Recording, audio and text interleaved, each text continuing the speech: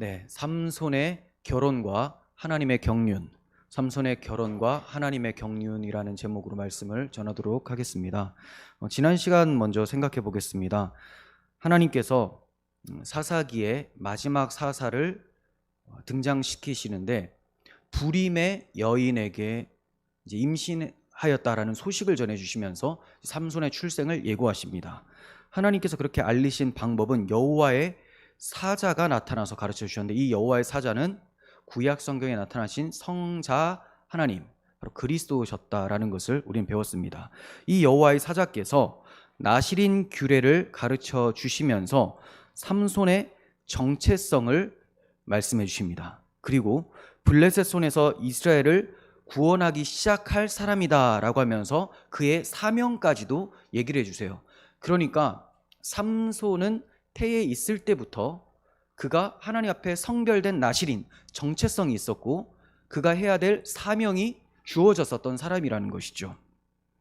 삼손뿐만이 아니라 우리도 사실 그렇습니다. 모든 사람들이 태에 있을 때부터 하나님의 계획 가운데 또 목적 가운데에 태어나게 되어지는 거죠.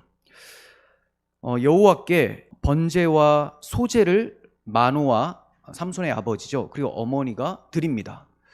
여호와의 사자께 드렸지만 그 여호와의 사자가 여호와시기 때문에 번제와 소제를 기쁘게 받으셨어요. 이로써 삼손의 부모가 죽지 않게 되었어요. 하나님을 만나게 되면, 대면하게 되면 다 죽어요. 그런데 저들이 죽지 않게 되었습니다. 그 이유가 뭐냐? 그들이 번제와 소제를 드렸을 때 하나님께서 그것을 받아주셨기 때문에, 그것을 받아주셨기 때문에 죽지 않았다라는 거예요. 번제와 소제를 드린 이유가 무엇이냐? 이걸 통해서 제가 두 가지를 말씀을 드렸습니다. 번제 전체를 태워서 드리는 전적 헌신과 희생을 말씀드렸고요. 소제라는 것은 한평생 순결한 삶을 말씀을 드렸습니다.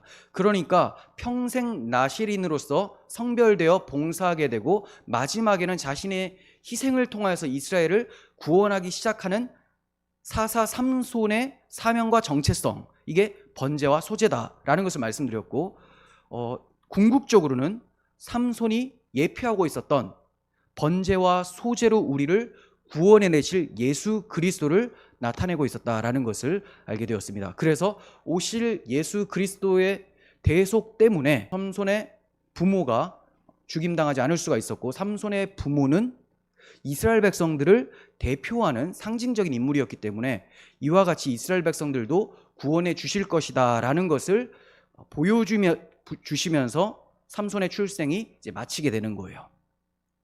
자, 이제 오늘 본문을 보게 될 텐데요.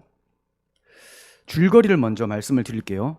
삼손이 13장에서 출생 예고를 했는데 한 적어도 20년 정도는 흘렀었던 것으로 보여집니다.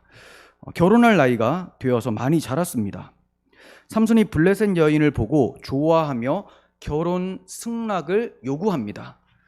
그러자 부모님들이 만류해요. 안 된다, 그럴 수가 없다. 그러자 고집스럽게도 삼손은 요구를 합니다. 이처럼 삼손이 고집스럽게 결혼하려고 하는 이유가 두 가지가 있는데, 하나는 그 여자가 좋아서, 너무 당연하죠. 그 여자가 좋아서. 두 번째는 이 여자와 결혼함을 통해서 블레셋을 틈이 날 때 탁 치려고, 그렇게 결혼을 하려고 했었던 거예요. 두 가지, 여자가 단순히 좋아서 또는 이제 결혼을 통해서 블레셋 족속을 치려고 결혼을 하려고 했었던 것입니다. 그런데 이 모든 일을 여호와께서 주관하시고 여호와의 구원 계획 가운데에 들어있었다, 구원의 경륜이었다라는 것을 말씀하시는 것으로 오늘 본문이 끝이 나요. 경륜이라는 것은 계획하시고 이끌어 가시는 것을 얘기를 합니다. 그러니까 삼손이 이렇게 고집스럽게 결혼을 하려고 하고 때를 썼던 이유가 블레셋을 치려는 의도도 가지고 있었는데, 이 모든 것을 주관하시는 분은 하나님이시고 하나님의 구원 계획 가운데 잘 진행되고 있었던 것이다 라는 것을 오늘 본문이 말씀을 하고 있는 거예요. 자, 1절 2절 봅니다. 삼손이 딥나에 내려가서 거기서 블레셋 사람들의 딸 중에 한 여자를 보고 올라와서 자기 부모에게 말하여 이르되, 내가 딥나에서 블레셋 사람의 딸들 중에서 한 여자를 보았사오니 이제 그를 맞이하여 내 아내로 삼게 하소서 하매라고 합니다. 여기 이제 딥나로 내려갔다라고 하는데, 딥나는 원래는 단지파, 삼손이 단지파죠. 이 단지파에게 할당된 기업이었는데 시간이 좀 흘러서 아모리 족속에게 단지파가 쫓겨나게 됩니다. 그래서 아모리 족속이 그 땅을 차지하고 있다가 후에는 블레셋 족속에게 복속이 되었던 땅이에요. 그런데 딥나로 내려갔다라고 하죠. 이거는 그 지형이 내려가는 위치라는 거예요. 당시 이스라엘은 주로 산에 있었습니다. 그리고 블레셋 백성들은 평지를 지배하고 있었습니다. 왜 그러냐? 농사를 지으려면 산이 아니라 평지여야 되겠죠. 그러니까 블레셋 사람들이 자신들의 막강한 힘을 통해서 이스라엘 백성들을 몰아서 산지로 올려버리고 자신들은 평지를 차지하여 그렇게 농사를 하고 있었던 거예요. 자, 이것은 하나님께서 들어가자마자 가나안 족속 다 멸하라고 했는데 그렇게 하지 않고 긴 싸움 끝에 지치고 게을러져서, 그리고 저들을 이용해서 뭔가 우리의 종 삼으면 되지 않을까, 이런 꾀를 부리다가 도로 얻어맞는 그런 모습이라는 것을 우리는 살펴보았었죠. 자, 여기서 딥나로 내려갔다고 하는데, 딥나는 그 뜻이 거름더미라는 곳이에요. 거름더미. 좋지가 않죠. 그리고 이 딥나는 벳세메스에서 상당히 가까이 있습니다. 벳세메스에서 한 3km 정도인데요. 벳세메스의 뜻은 태양신의 집이에요. 그러니까 거름더미 같은 곳, 이 딥나 옆에 벳세메스, 태양신의 집이 있어요. 정말로 블레셋 사람들은 태양신을 숭배하면서 그렇게 살았습니다. 그러니까 이 벳세메스와 같은 태양신이 자신들의 거름더미와 같은 인생을 바꾸어 줄 거라는 그런 헛된 기대감 속에서 살았던 것으로 충분히 생각해 볼 수가 있는데, 삼손이라는 이름의 뜻이 뭐라고 했습니까? 태양의 사람이라고 말씀을 드렸죠. 하나님께서 거짓된 태양신을 다 박살내 버리고 정말 하나님이 보여주시는 참 빛을 비춰줄 구원자로 사사 삼손을 등장시키고 계신다라고 보여지는 거예요. 그런데 그의 공생의 행보가 시작부터 이상해요. 딥나에서 한 블레셋 여인을 보고 반해서 결혼을 시켜달라는 것부터 시작을 해요. 조짐이 안 좋죠. 여기서 당시 상황을 알 수 있는 것은 삼손이 블레셋 땅을 자유자재로 드나들고 또 거기서 그 족속의 여인을 아내로 맞이하려고 하는 정도까지 상황이 펼쳐지는 것을 보면, 이스라엘 백성들이 블레셋 압제 속에 있었지만 그 인간관계는 그렇게 막거나 교류를 끊어버리거나 그렇게 하지는 않았었던 것으로 보여져요. 얼핏 보면 야, 그래도 조금은 자유로운 편이어서 살만했겠네, 이렇게 생각할 수가 있습니다. 하지만 항상 이러한 사회 분위기가 위험하다라는 것을 아셔야 돼요. 언제나 들락날락할 수 있는 사회 분위기, 이게 무서운 거죠. 자연스럽게 세속화가 진행될 위험이 있습니다. 그런 위험이 이미 사사시대 이스라엘 전체에 퍼져 있었고, 이제 한 줄기 빛과 같은, 태양빛 같은 구원자 사사에게까지 침투하고 있었던 거예요. 삼손이 그녀의 무엇을 보고 반해서 결혼을 생각했을까요? 뭐가 좋아서? 자, 1절과 2절 다시 보시면 한 여자를 보고 또 한 여자를 보았사오니 라고 표현하고 있습니다. 보았다, 보다라는 단어, 이 단어가 히브리어로 라아라는 단어예요. 근데 이 라아라는 단어는 그냥 눈으로 탁 봤을 때 그 봄을 얘기를 하는 겁니다. 외형적인 것, 정말 딱 표면적인 것만 보는 보다라는 단어가 라아예요. 그러니까 삼손이 딱 보자마자 첫눈에 반했다라는 거죠. 그러니까 그녀가 신앙이 좋거나 현숙한 여인이거나 차분하거나 지혜가 있거나 이런 것 때문에 마음이 동한 것이 아니라 딱 보고 첫눈에 반해버린 것. 단순히 세속적 아름다움 때문에 내 스타일이다라는 것 때문에 반해버리고 결혼까지 생각을 했었던 것입니다. 그래서 3절 하반절 보시면 내가 그 여자를 좋아하오니 나를 위하여 그 여자를 데려오소서, 이렇게 요구를 합니다. 죄의 유혹은 대체로 눈을 통해서 들어와요. 눈을 통해서 딱 보면 이제 그 보았던 것이 머리에 심겨지게 되죠. 그럼 계속해서 그 잔상이 떠오르고 그것이 마치 기준이 되는 것처럼 생각이 되어집니다. 이거 예쁜 거다, 사람들이 다 예쁘다고 하면 그 예쁜 거다, 좋은 거다. 그럼 내 머릿속에도 그게 계속해서 남으면서 이러한 사람과 비슷한 류를 찾으려고 하는 그런 것들이 저절로 자기도 모르는 사이에 형성이 되어진다는 거예요. 영원한 가치 있는 것을 볼 수 있는 눈이 필요합니다. 그런 눈은 이런 눈이 아니에요. 영안이죠. 믿음을 통하여서 눈으로 보는 것을 해석해낼 수 있는 것, 이게 영안이에요. 그냥 어떤 신통한 이런 걸 말하는 게 아니라 영안이라는 것은 눈에 보이는 것이 어떠한 의미를 가지고 있는지를 해석해내는 것이 영안이죠. 그러니까 우리는 영원한 것, 가치 있는 것을 볼 수 있는 믿음의 눈이 필요하다는 거예요. 정욕에 빠진 육안으로서만 살아가는 사람들, 이런 사람들은 선악을 구별할 수가 없습니다. 유혹에 있어서 속수무책이라는 거예요. 창세기 3장 6절에서도 보는 것 때문에 죄가 들어옵니다. 여자가 그 나무를 본즉 먹음직도 하고 보암직도 하고 지혜롭게 할 만큼 탐스럽기도 한 나무인지라. 여자가 그 열매를 따먹고 자기와 함께 있는 남편에게도 주매 그도 먹은지라. 하와가 하나님이 먹지 말라고 하셨던 선악나무를 딱 봤는데 그 열매가 너무 아름다워 보이는 거예요. 보자마자 정욕이 불일 듯이 일어납니다. 야, 저거 먹으면 지혜로워질 것 같다. 저거 먹으면 눈에 보기에도 좋고 먹었을 때 맛있게도 느껴진다. 먹어보고 싶다. 이런 생각이 들었던 거예요. 자기도 먹고 남편도 주고. 죄는 전염을 낳죠. 전염성을 가지고 있습니다. 그래서 남편까지도 주어서 같이 타락하게 만들어버리죠. 근데 이러한 모습이 하나님이 기뻐하셨던 다윗 왕에게도 나타납니다. 그도 어쩔 수 없는 타락한 인간이라는 것이 드러나죠. 사무엘하 11장 2절 보시면 군대 장관들이나 모든 군대들은 다 싸우러 나갔어요. 그런데 저녁 때 다윗이 그의 침상에서 일어나 왕궁 옥상에서 거닐다가 그곳에서 보니 한 여인이 목욕을 하는데 심히 아름다워 보이는지라. 딱 봤는데 첫눈에 또 팍 간 겁니다. 딱 보니 너무 예쁘더라. 누굽니까? 밧세바죠. 마귀는 끊임없이 우리의 눈을 통해서 죄를 집어넣으려고 합니다. 유혹을 해요. 여기에 깨어 있어야 됩니다. 요한일서 2장 16절 보시면 이는 세상에 있는 모든 것이 육신의 정욕과 안목의 정욕과 이생의 자랑이니 다 아버지께로부터 온 것이 아니요 세상으로부터 온 것이라. 이렇게 말씀합니다. 육신의 정욕, 안목의 정욕, 이생의 자랑, 눈에 보기에 좋은 것들, 이게 우리의 정욕을 부릴 듯 일으킨다라는 거죠. 근데 이것은 세상으로부터 왔다는 겁니다. 그러면 그 세상을 지금 악으로 통치하는 자는 마귀잖아요. 마귀로부터 오는 것이라는 것을 말씀하고 있어요.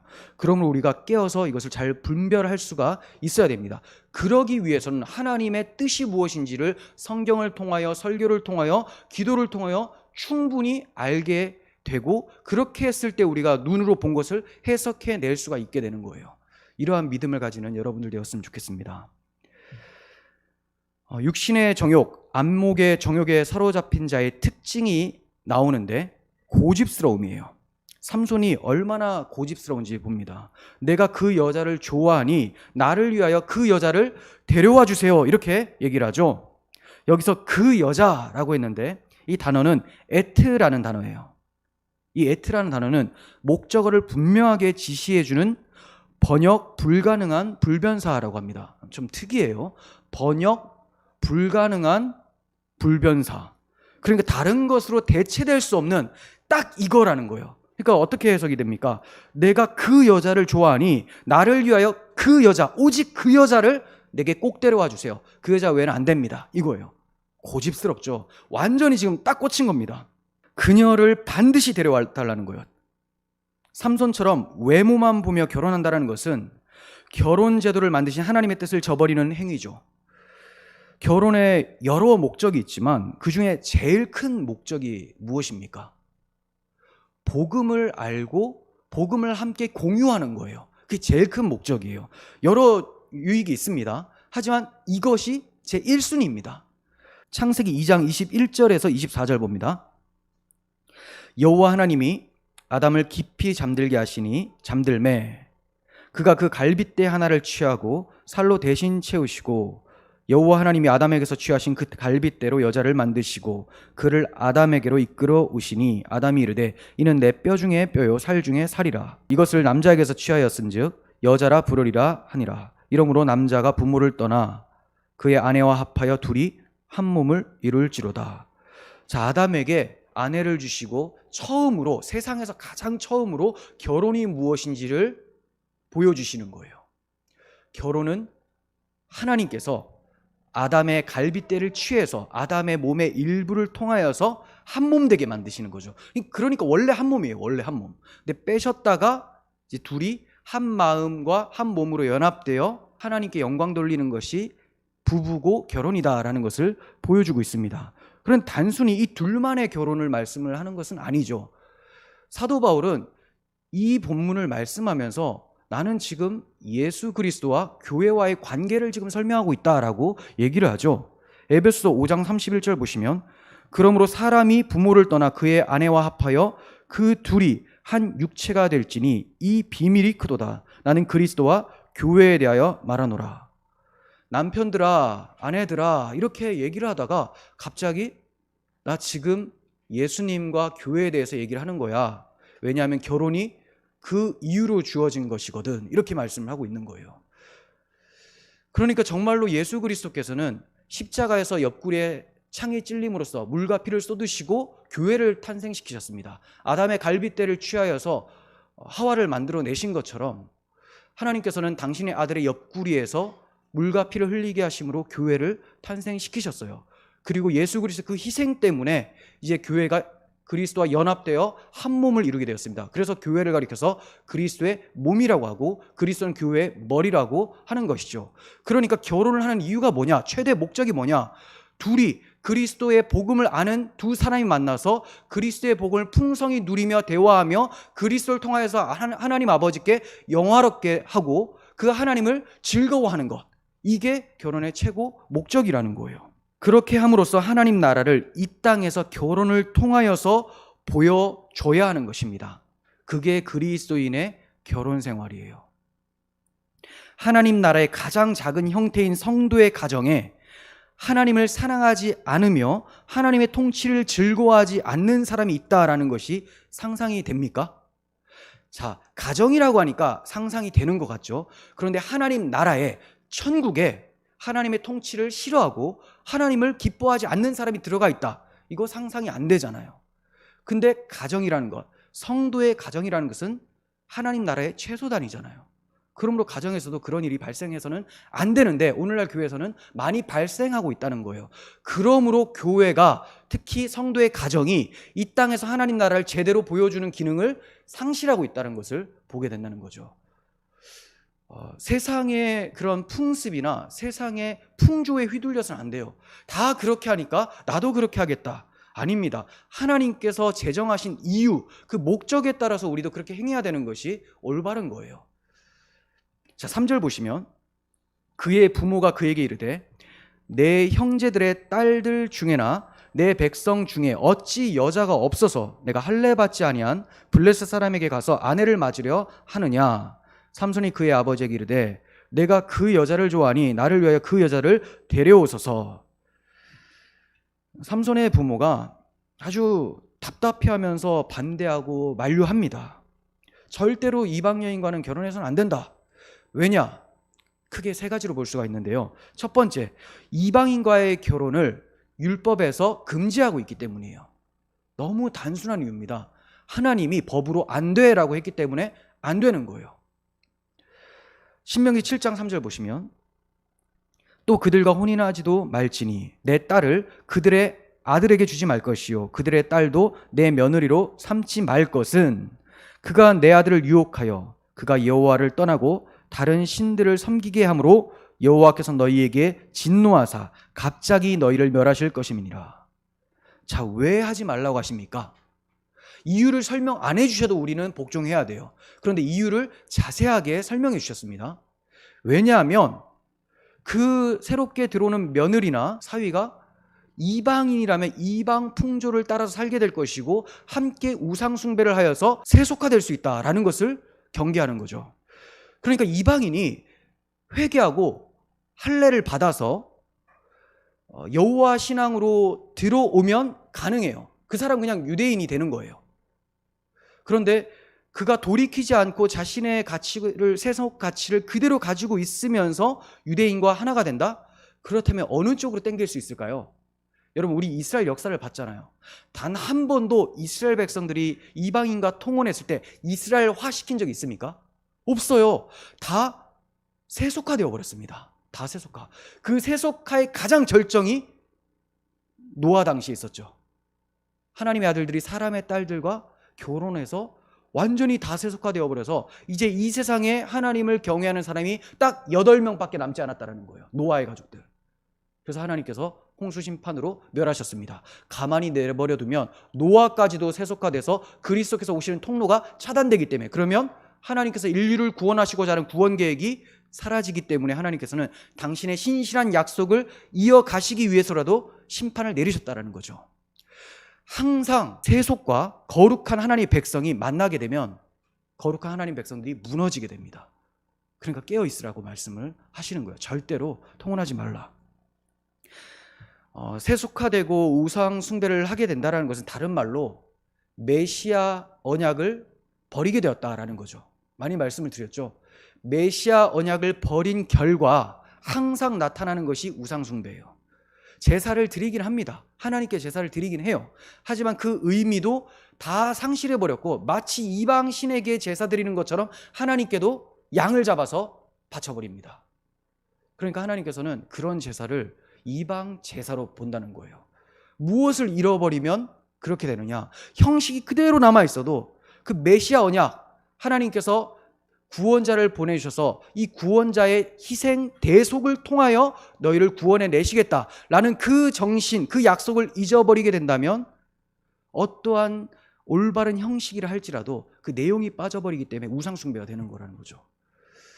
그래서 메시아 언약을 잃어버리지 않도록 하기 위해서 이방인과의 통혼을 금지시켰던 것입니다. 두 번째는 과거 이스라엘 조상들 또한 동족끼리의 결혼을 바람직하게 생각을 했고 정말로 그렇게 시행해 왔었기 때문에 그 전통을 따라서 조상들의 그 전통을 따라서 그대로 행하는 거예요. 당연히 그 전통은 율법에 입각한 전통이라는 거죠.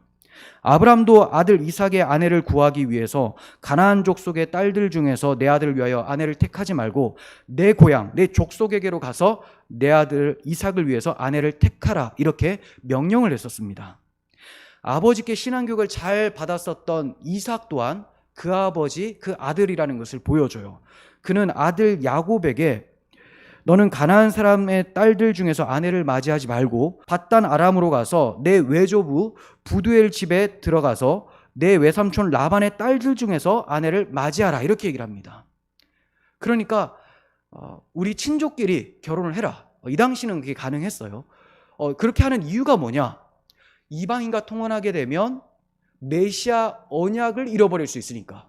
메시아 언약이 아브라함과 이삭과 야곱에게 주셨던 그 언약이었죠. 그래서 아브라함이 너는 친척에게 가서 아내를 맞이하라, 이렇게 얘기했고 이삭도 너도 친척에게 가서 아내를 맞이하라, 이렇게 얘기를 했었던 겁니다. 메시아 언약을 지켜내기 위해서.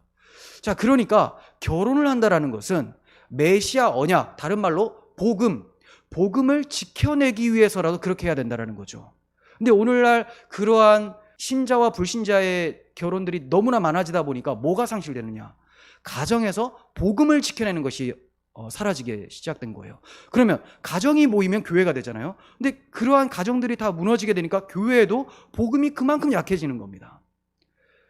그래서 메시아 언약을 지켜내기 위해서라도 삼손의 부모가 이방인과의 결혼을 반대했었던 거예요. 사도 바울도 권면을 하죠. 고린도 후서 6장 14절. 너희는 믿지 않는 자와 멍에를 함께 매지 말라. 의와 불법이 어찌 함께하며 빛과 어둠이 어찌 사귀며 그리스도와 벨리알이 어찌 조화되며 믿는 자와 믿지 않는 자가 어찌 상관하며 하나님의 성전과 우상이 어찌 일치가 되리요. 우리는 살아계신 하나님의 성전이라. 이와 같이 하나님께서 이르시되 내가 그들 가운데 거하며 두루 행하여 나는 그들의 하나님이 되고 그들은 나의 백성이 되리라. 하나님께서 내가 너와 함께하고 나는 너의 하나님, 너는 내 백성이다 라고 말씀하시는데 그게 어디냐? 나라는 성전이에요. 이 성전이 우상의 성전과 함께 할 수 있겠느냐라고 말하고 있습니다. 자, 그리고 삼손의 부모가 절대적으로 반대했었던 또 이유가 하나 있는데 구별된 삶을 평생토록 살아야 되는 나실인, 그게 삼손이었기 때문입니다. 나실인. 삼손 아버지 마노아는 여호와 사자에게 이 아이를 어떻게 기르며 어떻게 행해야 합니까? 이렇게 얘기를 했었죠. 그러니까 그의 정체성에 대해서 질문했었고 그의 사명이 무엇입니까? 제가 하나님의 뜻대로 잘 양육하겠습니다. 이렇게 물어본 거예요. 삼손의 부모는 불임 중에 임신했다는 소식으로만 기뻐하며 만족했었던 사람들이 아닙니다. 하나님이 주신 아들을 하나님의 뜻과 하나님의 목적대로 양육해서 하나님께 영광 돌리기에 관심을 가지고 있었다는 거예요. 신앙의 암흑기인 사사시대에 참으로 귀한 신앙을 가진 삼손의 부모예요. 사사시대의 백성들은 물론이고 사사들조차도 통혼하는 것이 자연스럽게 행해지고 있었던 시대입니다. 예를 들면 사사 입산이라는 사람이 있습니다. 그에 대한 기록은 3절밖에 없어요. 그가 7년 동안 사역을 했다고 하는데 3절밖에 없는데 그 3절이 놀라운 것이 아니라 더 놀라운 것은 그 내용이 더 놀랍습니다. 자, 7년 동안 그가 뭘 했는지를 성경이 어떻게 기록하는지 봅니다. 사사기 12장 8절, 그 뒤를 이어 베들레헴의 입산이 이스라엘 사사가 되었더라. 그가 아들 30명과 딸 30명을 두었더니 그가 딸들을 밖으로 시집 보냈고 아들들을 위하여 밖에서 여자 30명을 데려왔더라. 그가 이스라엘 사사가 된 지 7년이라 입산이 죽음에 베들레헴에 장사되었더라. 그가 죽기까지 열심히 했었던 게 뭐예요? 아들 30, 딸 30을 국제결혼시켜서 통혼시킨 거, 이방인과 결혼시킨 거, 이게 그가 한 게 다다라고 말씀하고 있습니다. 너무 무섭지 않습니까? 뒤로 갈수록 아주 심각해지고 있어요. 물론 사사기 초기부터 심각했지만 뒤로 갈수록 점점 심각해지는 것을 보게 됩니다. 절대로 사위나 며느리를 그렇게 들이지 말라, 통혼하지 말라고 신명기에서 그렇게 말씀을 했는데 이제 지도자까지도 그렇게 하고 있죠. 지도자까지도. 오늘날로 말하면 목사들도 그렇게 하고 있는 거예요. 목사들도. 그러니까 자기도 그러니까 성도들한테도 말을 하기가 어려워지게 되는 거죠. 사실 제가 여러분들에게 이런 설교를 하는 것은 인간적인 마음에서 상당히 마음이 괴롭습니다. 제가 막 담대하게 말하는 것 같고 아무렇지 않게 말하는 것 같지만 상당히 괴로워요. 다들 결혼 빨리빨리 하셨으면 좋겠고 다 잘 가셨으면 좋겠는데 뭐 앞길을 막는 것 같은 이런 생각이 드니까 굉장히 무겁고 이게 그 목회적 문제 중에 아주 저한테 큰 비중을 차지합니다. 그럼에도 불구하고 성경이 이렇게 말씀을 하고 있고 이것을 우리가 잃어버린다면 우리의 신앙은 물론이고 교회는 정말로 무너질 수밖에 없다는 것을 알기 때문에 말씀을 드리는 거예요. 그래서 너무 매정하다라고 이렇게 생각하지 말아주셨으면 좋겠습니다. 이 사사 입산이 이렇게 열심히 아들과 딸을 국제결혼시킨 이유가 뭘까요? 제가 지난번에도 말씀을 드렸는데 이렇게 국제결혼을 시키다 보면 저 족속과 이 족속과 30명씩 다 이렇게 한 거잖아요. 그럼 얼마나 이 관계가 많겠습니까? 그만큼 자신의 리더십이나 입지가 세속적으로 든든히 선다라는 거예요. 그런 것에 신경 쓰면서 사역을 했었던 것이고 오늘날 목회자들도 그런 것에 신경을 쓰면서 사역을 하게 되면 하나님께서 기뻐하시는 사역이 아니게 되는 것이죠. 이러한 사회적 분위기 속에서 삼손의 부모는 경건한 신앙을 유지하며 하나님 앞에서 악을 행하는 것을 피하고 있었던 것입니다. 다들 여호와의 목전에 악을 행했다라고 하고 있었지만 삼손의 부모는 나는 그렇게 하고 싶지 않다. 나는 여호와의 말씀대로 살아가겠다라는 결단이 있었던 거예요. 오늘날 우리도 절대 가치가 흔들리는 시대에 살고 있습니다. 신앙 좋다고 소문났던 사람들의 배도와 넘어짐을 많이 보고 있는 세대입니다. 하지만 시대의 조류에 편승해서 인본주의적으로 살 길을 모색하지 마시고 오직 주의 말씀만을 의지하며 살아가시기를 바랍니다. 이렇게 부모가 만류했음에도 불구하고 삼손은 내가 그 여자를 좋아하니 나를 위하여 그 여자를 데려오소서라고 아주 떼를 쓰는 모습이 나타나죠. 내가 그 여자를 좋아하니. 자, 왜 결혼해야 되느냐? 결혼할 이유는 딱 하나. 내가 그 여자를 좋아하니. 내가. 사람이 각기 자기의 소견에 옳은 대로 행했었던 사사시대의 모습을 그대로 보여주고 있습니다. 누구의 입술을 통해서? 사사의 입술을 통해서. 하지만 이게 전부는 아니에요. 삼손이 이처럼 경박하게 행동한 데는 또 다른 목적이 있었어요. 나름의 목적. 그게 뭐냐? 4절에 나옵니다.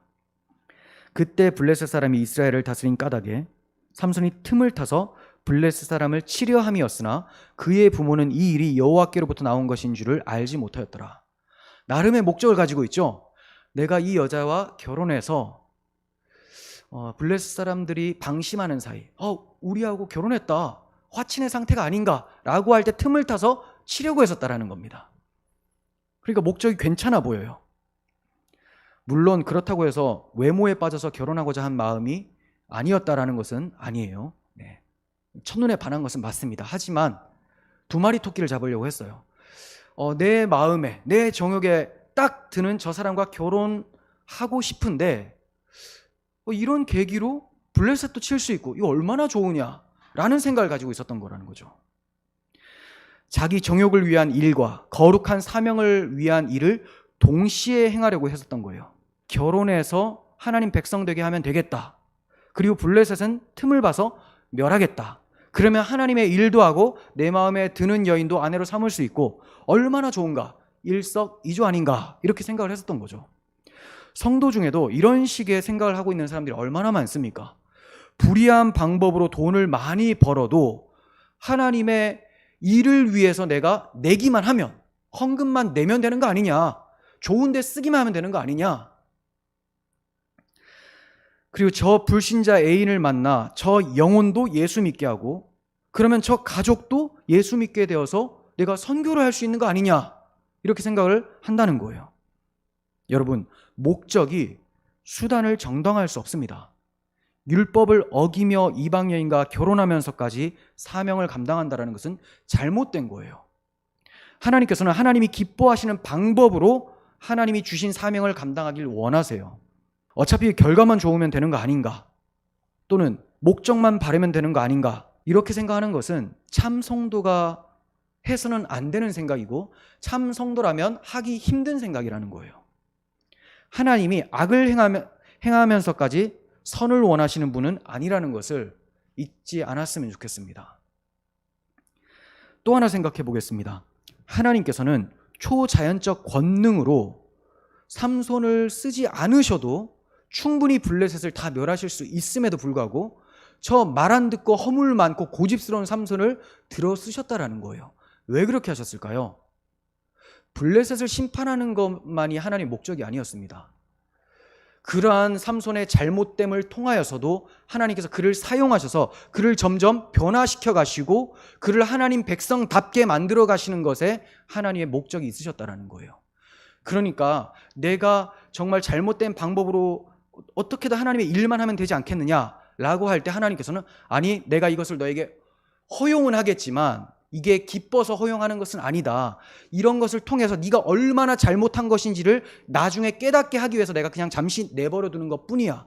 이렇게 말씀하신다는 거예요. 여러분, 하나님께서 허용하신다고 해서, 그리고 지금 내가 사용되고 있다고 해서 내가 정말 잘해서 사용되는 것은 아니라는 것을 아셔야 돼요. 정말 잘해서 사용하실 수도 있습니다. 하지만 사실 우리가 아무리 잘해도 하나님이 단독적으로 하시는 것보다 얼마나 더 불편하겠습니까? 우리 얼마나 하나님께 걸림돌이 되겠습니까? 그럼에도 불구하고 하나님이 우리를 쓰시는 이유는 우리를 변화시키기 위해서라는 거예요. 우리를. 그러니까 놀라운 하나님의 일을 만들어내고 내가 그걸 성취해내겠다? 여기에 큰 포부를 두지 마시고 먼저 내가 하나님 자녀답게 변화되어지는 것, 여기에 관심을 기울이시고 성화되어 가시길 바랍니다. 그렇게 한 발 한 발 순종하며 나아갈 때 하나님이 정말로 귀하게 하나님의 방법대로 하나님의 사명에 여러분들을 사용하실 거라는 거죠. 그렇게 쓰임받는 우리들이 되었으면 좋겠어요. 이 일이 여호와께로부터 나왔다, 이렇게 설명을 하고 있죠. 그러니까 이 일이라는 건 뭐냐?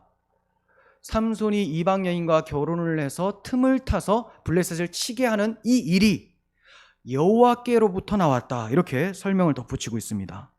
자, 이게 무슨 뜻일까요? 모든 것이 하나님의 주권과 경륜 가운데 있다는 말이에요. 그렇다고 오해해서는 안 됩니다. 하나님이 삼손에게 율법을 어기면서까지 그렇게 이방 여인과 결혼해서 블레셋을 치라 명하신 적이 없어요. 그렇게 말씀하신 적이 없습니다. 그냥 삼손 혼자 그렇게 생각하고 그 정욕대로 판단하고 계획했었던 거라는 거죠. 그러나 이 모든 것이 하나님 눈앞에서 행해지고 있었고 하나님은 주권적 허용으로 이것을 내버려 두셨다라는 겁니다. 주권적으로 허용하셨다라는 거예요. 이해가 되세요? 하나님이 저 나쁜 짓 해서 저들 쳐라가 아니라 네가 그렇게 나쁜 짓 해서라도 치려고 하는데 그 나쁜 짓은 나쁜 짓대로 내가 나중에 너를 징계할 것이고 일단 그렇게 해서 내 뜻을 이루어내겠다. 그러니까 하나님이 나쁜 짓을 시킨 게 절대 아니라는 거예요. 정말로 삼손은 나중에 16장에 가면 그에 대한 징계 회초리를 아주 강하게 맞게 되죠. 두 눈이 뽑혀서 종살이하는 것처럼 아주 제주를 넘고 비참한 모습까지 떨어지게 됩니다. 그때 삼손이 회개하며 하나님을 다시 붙들 때 진짜 삼손의 힘이 나타나게 되는 것이죠. 그러니까 하나님의 목적은 삼손의 변화였었던 거예요. 삼손. 그 삼손은 어떤 사람이냐? 예수 그리스도를 예표하는 부분도 있지만 그의 부족한 부분을 볼 때는 이스라엘 백성, 반역한 이스라엘을 대표하는 사람이었다는 거예요. 그러니까 이스라엘 백성들이 이와 같이 하나님 앞에 철저히 회개하고 돌아오기를 삼손을 통해서 보여주고 계시고 이스라엘 백성들도 철저하게 회개하고 하나님 앞에 돌아선다면 다 삼손과 같은 권능을 하나님께서 주신다. 그러면 그런 이스라엘을 당해낼 자가 없다는 거죠. 아무리 조그마한 나라라도 온 세상보다 크신 하나님이 그들을 잡고 계시기 때문에 그들이 나가는 족족, 싸우는 족족 다 이기게 된다는 거예요. 정말로 이스라엘이 하나님만 의지하고 있을 때 감당해낼 수 있었던 나라는 아무도 없었습니다. 하나님께서 이렇게 자기 백성 또 사사 삼손을 바꾸어가고 계셨던 거예요. 분명한 것은 선민 이스라엘이 특히 삼손과 같은 나실인이 이방 여인을 아내로 맞이하는 것은 율법에 어긋납니다. 하나님께서는 이것을 막으실 수도 있었어요. 하지만 그러한 허물까지도 허용하심으로 선을 이루어내신다라는 것을 보여주고 있습니다. 이것을 여호와께로부터 나온 것이다 이렇게 표현하고 있는 거예요. 이러한 예는 출애굽 과정에도 나타났었죠. 출애굽기 4장 21절 보시면 여호와께서 모세에게 이르시되 내가 애굽으로 돌아가거든 내가 내 손에 준 이적을 바로 앞에 다 행하라.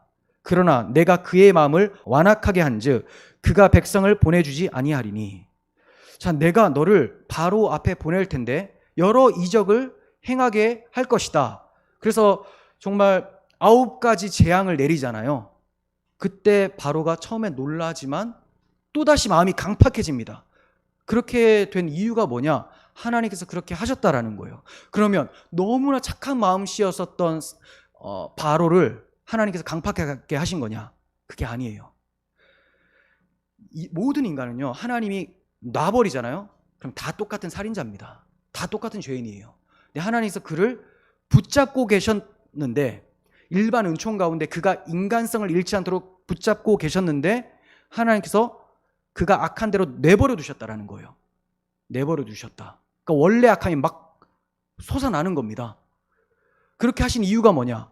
여러 이적을 통해서도 이 악한 바로가 굴복하지 않는다라는 것을 보여주고 이런 9가지 재앙을 통해서는 바로 사탄과 같은 바로가 무너지지 않는다라는 것을 드러내 보이시고 마지막 10번째 재앙 장자를 죽이는 것.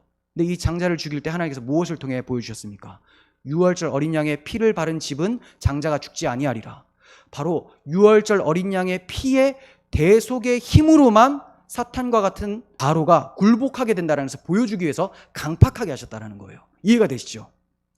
그러니까 하나님은 십자가 대속의 복음을 예표하고 있었던 유월절 어린 양의 피, 이 한 표징을 드러내기 위해서 바로를 강팍하게 하셨던 거예요.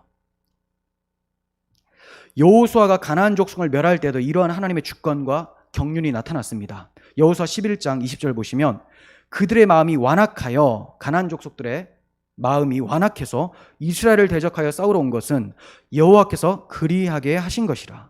그들을 진멸하여 바치게 하여 은혜를 입지 못하게 하시고 여호와께서 모세에게 명령하신 대로 그들을 멸하려 하심이었더라. 하나님께서 가나안 족속들이 끝까지 반항하고 항복하지 않도록 강팍한 마음을 주셨어요. 근데 이것은 원래 강팍한 자들의 마음을 하나님께서 막지 않으시고 내버려 두신 것입니다. 그렇게 내버려 두신 이유가 뭐냐? 그들을 멸하시기 위해서. 무섭죠. 하나님은 민족, 족속, 모든 사람들의 마음을 좌지우지 하실 수 있는 분이세요. 하나님 붙잡으시면 그는 착하게 사는 거예요. 하나님 내버려 두시면 그의 악이 막 나타나게 되는 것입니다. 전쟁, 평화 이런 것들은 하나님의 주관에 있습니다. 사람들이 아무리 꾀를 써도 그런 것이 우리 뜻대로 되는 것이 아닙니다. 그러니까 우리는 그 만군의 하나님, 모든 것을 주권적으로 통치하시고 섭리하시는 하나님께 간구하면서 하나님을 의지해야 되는 거예요. 그게 바로 성도의 모습입니다. 자, 이렇게 하나님께서 이 일을 다 이루어가고 계셨다라는 것을 삼손의 부모는 알지 못했다라고 또 설명하고 있죠. 왜 알지 못했을까요? 삼손이 블레셋 여자와 결혼해서 블레셋을 치게 하실 줄은 꿈에도 생각을 못했었던 거죠. 왜냐하면 내 아들의 저 망나니 같은 짓, 저 악을 통해서 하나님이 선을 베푸신다라는 거 생각 못하는 겁니다. 이처럼 하나님은 우리의 연약함과 완악함을 통해서도 당신의 구원 계획을 신실하게 이루어 가시는 주권자세요. 그리고 이러한 놀라운 일, 우리 생각으로는 도무지 할 수 없을 것 같은 그런 일이 나타난 것이 바로 십자가입니다. 하나님께서 모든 사람들이 예수 그리스도를 미워하게 만드시고 십자가에 못 박게 하셨는데 그 십자가의 희생을 통하여서 모든 사람들을 구원할 수 있는 대속을 마련해 두셨다는 거죠. 복음을 보여주신 것입니다. 정리하겠습니다. 우리가 삼손의 결혼을 통해서 알게 되는 것이 무엇입니까? 인간의 악함과 자기 중심적인 모습을 발견하고 인간에게 소망이 없다라는 것을 더욱 느끼게 됩니다. 그리고 하나님이 필요하고 이러한 모든 것을 사용하여 거룩한 뜻을 이루어 가시는 하나님께 찬양을 돌릴 수밖에 없는 존재가 바로 우리들이다라는 것을 깨닫게 합니다. 그러므로 우리의 연약함과 또 완고함과 악함까지도 선하게 사용하시는 하나님께 찬송을 돌리시는 우리 모두가 되었으면 좋겠습니다. 기도하겠습니다. 하나님 아버지, 삼손의 결혼을 보면 하나님이 너무나 싫어하는 모습을 보이고 있습니다. 그렇지만 하나님께서 사사시대에 정말로 쓸 사람이 없다라는 것을 삼손을 통해서도 보여주시고 또 그러한 삼손의 잘못을 허용하시면서까지 하나님의 계획을 이어가신 것을 찬양드립니다. 하나님, 우리를 의지하시고 우리를 믿으셨다면 어떻게 구원자 예수 그리스도가 오실 수 있었겠습니까? 하나님, 우리를 믿지 아니하시고 하나님의 신실하심만 신뢰하시며 약속대로 그 아들을 내어 주신 하나님께 찬양을 돌립니다.